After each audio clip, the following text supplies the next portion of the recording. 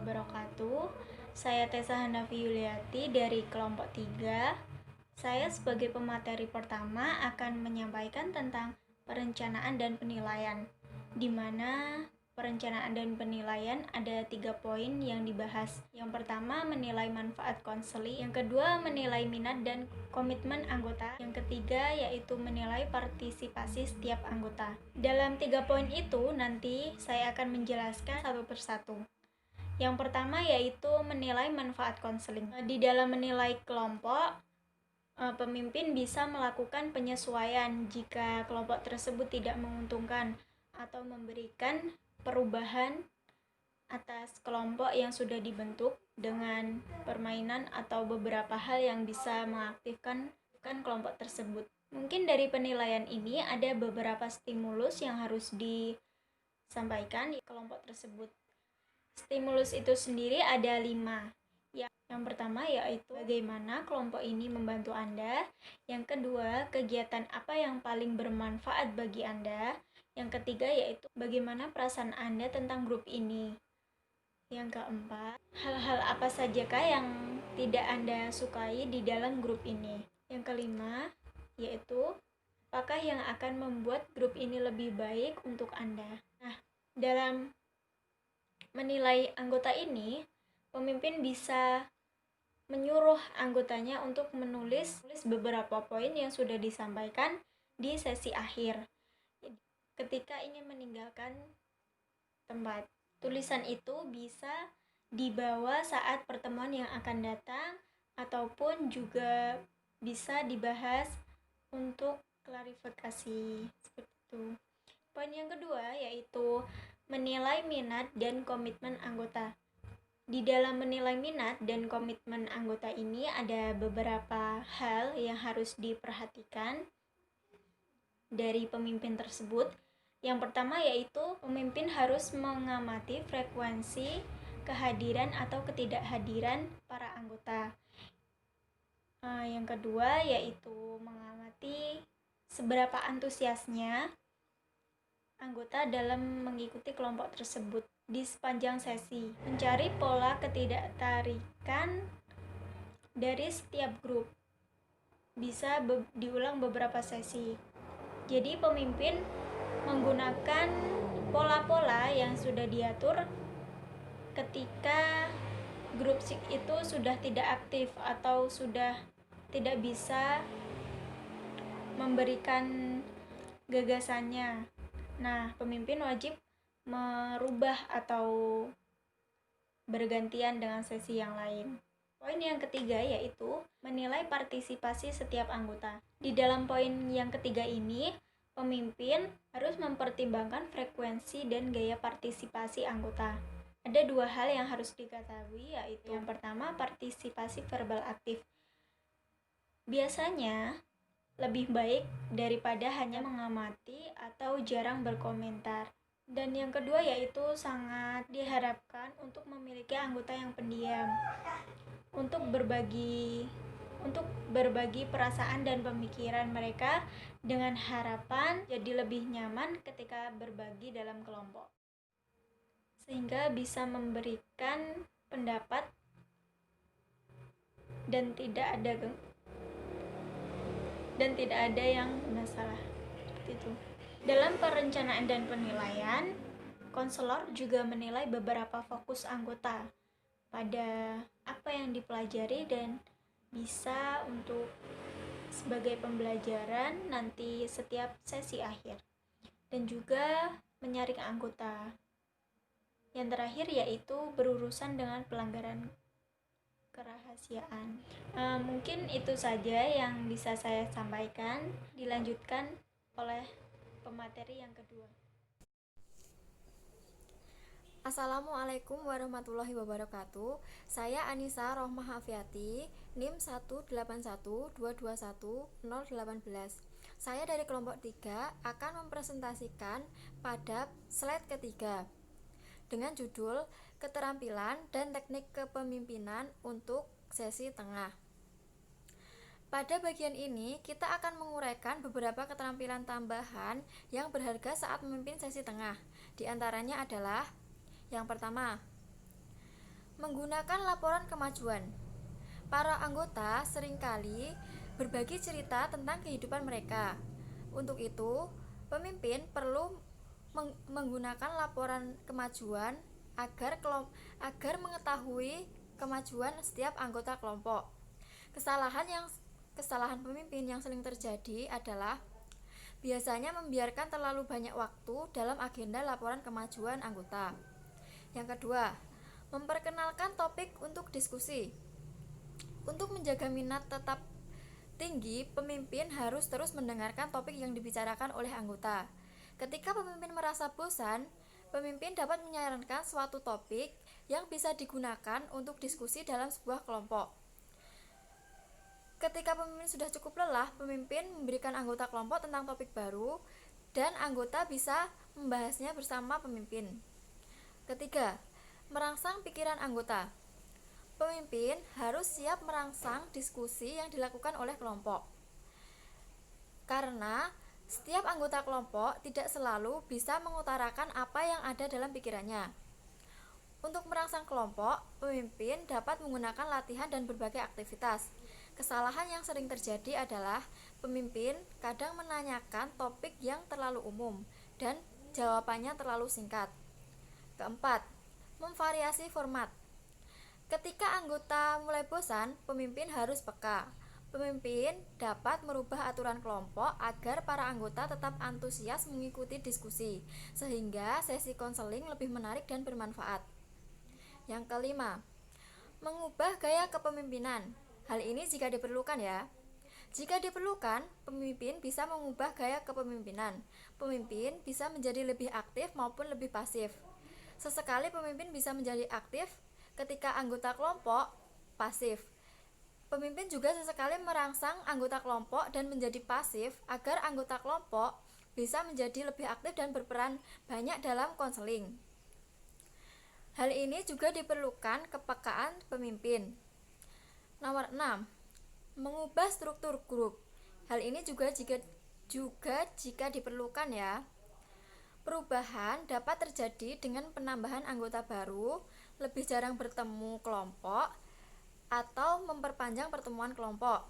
Akan tetapi, sebelum memutuskan keputusan tersebut, pemimpin harus menentukan ide yang bisa dibahas dalam kelompok tersebut. Nomor 7. Menggunakan suara untuk membuat anggota berpikir. Pemimpin hendaknya menyadari keefektifan dari suara yang mereka gunakan untuk mencapai suatu tujuan dari kelompok. Pemimpin harus bisa membaca situasi dan menggunakan suaranya agar anggota kelompok memperhatikan dan berpikir lebih kompleks dalam diskusi kelompok. Kedelapan, menggunakan bahan dan tugas luar. Beberapa kelompok menyukai tugas rumah yang diberikan oleh pemimpin. Dan sebagai pemimpin, mereka dapat memberikan pekerjaan rumah bagi para anggota seperti tugas membaca, menulis, atau tugas lainnya. Dalam hal ini diperlukan kepekaan pemimpin juga terhadap tanggapan anggota kelompok ketika diberi tugas rumah oleh pemimpin. 9. Bertemu dengan anggota secara individu. Pemimpin dapat bertemu dengan anggota secara individu. Hal ini dikarenakan dalam sebuah kelompok, beberapa anggota mungkin membutuhkan kesempatan secara pribadi berdiskusi dengan pemimpin. Pemimpin juga bisa mendiskusikan masalah anggota kelompok secara lebih dalam. Pertemuan individu ini dapat membantu anggota untuk lebih banyak berbagi tentang mereka. Yang terakhir, nomor 10, memberitahu anggota sebelum saat grup berakhir. Pemimpin harus memberitahu anggota 3-5 minggu sebelum diskusi berakhir. Meskipun terkadang sesi konseling kelompok berakhir tidak ditentukan. Akan tetapi lebih baik bagi pemimpin untuk memberi anggotanya bahwa diskusi kelompok akan segera berakhir. Sekian presentasi dari saya. Terima kasih. Ya, di sini saya Ainun Hanifatur Rasyid akan meneruskan presentasi yaitu mengenai garis besar topik sesi tengah. Nah, di sini terdapat 4 topik untuk membantu menguraikan isu-isu kunci, latihan pengantar, dan latihan topik yang umum untuk berbagai jenis kelompok. Antara lain yaitu yang pertama yaitu mengenai kebutuhan akan persetujuan. Yang kedua mengenai harga diri, dan yang ketiga itu mengenai agama, dan yang keempat seks. Nah, untuk topik yang pertama yaitu mengenai kebutuhan akan persetujuan, yaitu terdapat berbagai permasalahan yang mungkin cocok untuk dibahas, seperti halnya sumber persetujuan antara lain yaitu misal orang tua, mungkin kekasih, bos, anak, dan teman. Kemudian terdapat dari mana asal kebutuhan, yaitu kebutuhan persetujuan dari luar maupun dari dalam. Kemudian terdapat pula bagaimana orang mencari persetujuan. Itu bisa menjadi masalah atau kunci dari kebutuhan akan persetujuan. Kemudian untuk topik yang kedua yaitu mengenai harga diri. Untuk harga diri sendiri terdapat beberapa masalah kunci, yaitu definisi harga diri, sumber harga diri, meningkatkan harga diri, kemungkinan mengubah perasaan harga diri, dan yang lain-lain. Hal itu dapat digunakan sebagai bahan atau topik pembahasan mengenai harga diri. Kemudian berikutnya mengenai topik agama. Nah, di sini untuk topik agama itu terdapat pula beberapa hal atau masalah yang bisa diangkat. Antara lain pesan awal atau pesan orang tua. Itu bagaimana mengenai agama, sejarah agama anggota kelompok, terus manfaat agama dalam hidup atau batasan agama dalam hidup, dan yang lain-lain. Masih banyak lagi pembahasan mengenai topik agama. Kemudian yang terakhir itu topik mengenai seks. Nah, pada topik seks ini terdapat beberapa masalah yang bisa diangkat untuk sebagai bahan dalam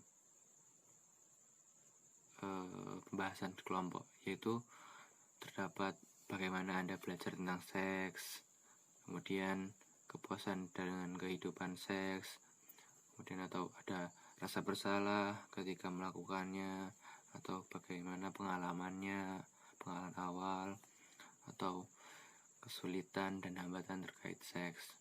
Mungkin itu dapat juga digunakan sebagai pembahasan terkait dengan topik seks. Nah, topik ini dipilih dari daftar topik umum yang muncul sebagai titik fokus agar kelompok tetap hidup. Konselor biasa memilih beberapa topik lain seperti kekhawatiran, kemarahan, hubungan cinta, perceraian, kematian, atau orang tua. Semuanya adalah topik utama. Nah, ini itu sebenarnya itu tidak jauh-jauh pada kehidupan sehari-hari kita mengenai topik atau yang dibahas dalam konseling kelompok ini. Saya Mutiara Wulan akan melanjutkan presentasi. Tugas dari garis besar adalah untuk memberi gambaran tentang bagaimana cara memikirkan topik tertentu agar kelompok bisa lebih fokus pada satu topik dan memperdalam diskusi sehingga menjadi lebih bermakna. Di sini saya akan menjelaskan tentang taktik kepemimpinan sesi tengah untuk grup tertentu. Di dalam taktik kepemimpinan sesi menengah grup tertentu itu terbagi menjadi dua, kelompok pendidikan dan grup tugas. Yang pertama saya akan menjelaskan tentang kelompok pendidikan. Di dalam kelompok pendidikan, pemimpin harus banyak memperhatikan pergeseran dari memberi informasi, memfasilitasi diskusi, dan kembali memberi. Di dalam kelompok pendidikan, seorang ketua harus bisa membuat grup menjadi lebih hidup dan bisa menyampaikan informasi yang cukup dan tepat kepada anggotanya supaya anggotanya bisa mempelajari pengetahuan baru mereka dalam kehidupannya yang akan datang. Kunci keberhasilan dari kelompok pendidikan itu adalah memberikan informasi yang cukup buat anggotanya dan diskusi yang berjalan dengan lancar dan atau cukup. Lalu yang kedua, grup tugas. Peran ketua kelompok tugas selama tahap tengah adalah membantu anggota menghasilkan pilihan dan membantu mereka bergerak menuju keputusan. Lalu dalam grup tugas memiliki tujuan. Tujuan dari grup tugas itu adalah tujuan kelompok, lebih mementingkan tujuan kelompok daripada tujuan individu. Assalamualaikum warahmatullahi wabarakatuh. Perkenalkan, nama saya Muhammad Ahmad Irfansyah. Saya berasal dari kelompok 3. Di sini saya akan menjelaskan beberapa kesalahan umum yang dilakukan di saat sesi tengah. Nah, yang pertama itu underleading atau overleading group. Nah, di sini maksudnya itu underleading dan overleading itu pemimpinnya di sini itu terlalu over atau terlalu lembek. Nah, pada yang overleading itu contohnya itu kayak tidak memberikan, saking overnya itu tidak memberikan kesempatan pada anggotanya untuk memberi masukan. Nah, sedangkan yang underleading itu mungkin caranya itu memimpin dengan menyerahkan kelompok kepada anggota ketika mereka tidak mengerti bagaimana cara membuat kelompok itu menjadi berharga. Nah, selanjutnya membiarkan fase pemanasan berlangsung terlalu lama. Nah, peserta di sini anggota itu sudah terlalu sering sebenarnya di awal sesi untuk membiarkan anggotanya melantur. Nah, tujuan dari fase pemanasan di sini adalah yaitu membuat anggota itu fokusnya itu berada di grup. Nah, pemimpin yang terampil di sini memperhatikan dengan seksama dan memastikan bahwa pembukanya itu tidak melenceng dari pembahasan awal. Nah, dan perlu diingat sebenarnya ini pada saat sesi tengah fase kerja itu membutuhkan waktu yang lebih banyak daripada fase pemanasan. Nah, selanjutnya yang ketiga itu membiarkan fokus bergeser terlalu sering. Nah, pemimpin yang tidak berpengalaman seringkali melakukan kesalahan dengan tidak terlalu lama memegang fokus sehingga berdampak. Nah, dalam situasi kelompok apapun mudah untuk fokus berpindah dari satu topik ke topik lain, kecuali jika pemimpinnya itu memegang dan memperdalam fokusnya. Nah, pemimpin harus selalu menyadari fokus dan kedalaman fokus. Selama tahap kerja, pemimpin harus berusaha memperdalam fokus ke tingkat yang bermakna bagi anggota dan orang yang dibimbing. Yang selanjutnya, berfokus terlalu lama pada anggota. Salah jika terlalu lama berfokus pada anggota yang tidak bisa memahami konten grup. Pemimpin pemula seringkali melayani kelompok mereka untuk anggota yang bingung atau lambat. Sebenarnya itu salah. Harusnya ada beberapa opsi yang tersedia jika anggota lemah dalam memahami itu. Yang pertama, luangkan waktu untuk menjelaskan. Jika bisa dilakukan dengan waktu yang singkat, mintalah anggota mencoba menjelaskan dan mengklarifikasi masalahnya. Yang kedua, beritahu anggota tersebut bahwa Anda akan menjelaskan setelah sesi. Yang ketiga, beritahu anggota tersebut bahwa Anda akan bertemu dengannya di lain waktu untuk membahas materi yang sudah dijelaskan tadi. Nah, yang selanjutnya, berfokus hanya pada satu atau dua anggota. Jika sebuah kelompok memiliki seorang anggota yang sangat banyak bicara atau sangat banyak bicara lah, beberapa pemimpin pemula mengabdikan minggu demi minggu dengan berfokus pada anggota tersebut. Nah, pemimpin juga cenderung fokus pada anggota yang resisten. Terlalu sering para pemimpin pemula mencurahkan banyak waktu untuk mencoba membantu anggota ini, sementara anggota menolak dengan keras. Maksudnya pemimpinnya itu mencurahkan banyak waktu untuk membantu. Nah, padahal sebenarnya anggotanya tidak mau.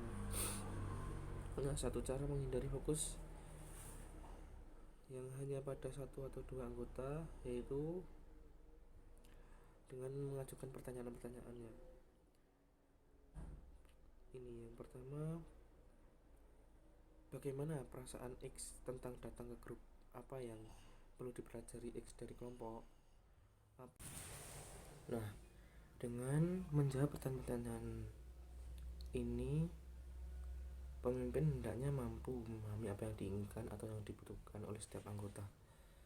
Nah, kemudian merencanakan hanya satu atau dua latihan aktivitas. Nah, kesalahannya adalah merencanakan hanya untuk satu atau dua latihan. Nah, lebih bijaksananya itu lebih baik memiliki rencana cadangan, karena ada kalanya rencana awal itu sebenarnya tidak sesuai ekspektasi dengan rencananya yang diinginkan sebelumnya itu. Nah, kemudian gagal memberikan waktu untuk memproses aktivitas. Penting untuk menyediakan waktu yang cukup untuk mendiskusikan dan memproses film apapun, kuliah tamu atau latihan kelompok. Biasanya sebagian besar waktu harus digunakan untuk berbagi dan memproses daripada menonton film, mendengarkan pembicara, atau melakukan latihan.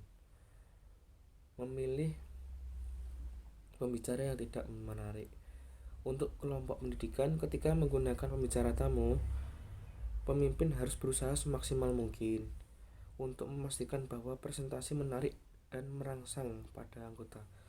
Sangat membantu untuk bertemu dengan pembicara sebelumnya untuk mendapatkan perhatian jawab presentasi dan untuk memastikan pembicara jelas tentang tujuan kelompok dan presentasinya.